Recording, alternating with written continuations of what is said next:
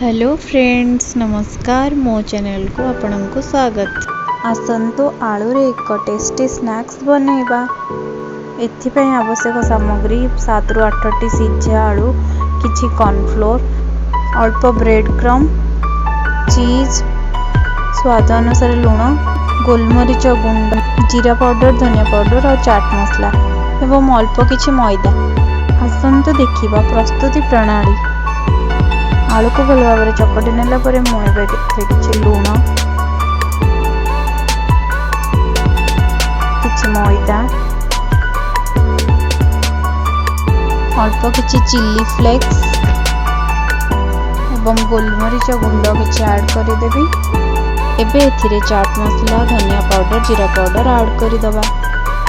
एहा परे ए सब को हम भल भाव मिक्स करदबा।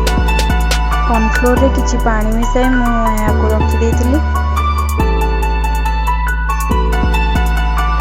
आलू को चकटी नेबा परे याको किछि समय फ्रीज रे रखी दबा, जहा फल रे या बहुत क्रिस्पी बनिबो एवं सेफ मध्ये भल भाव रे हबो।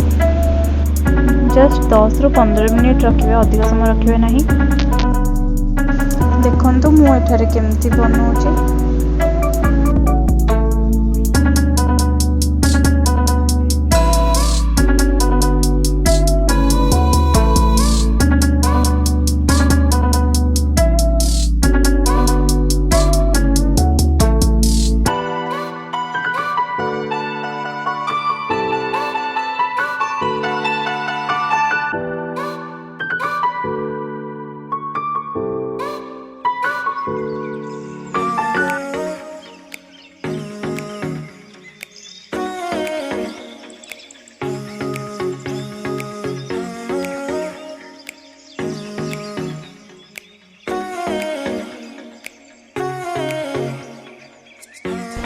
एबे प्रस्तुत हो जाइए पोटैटो चीजी बॉल।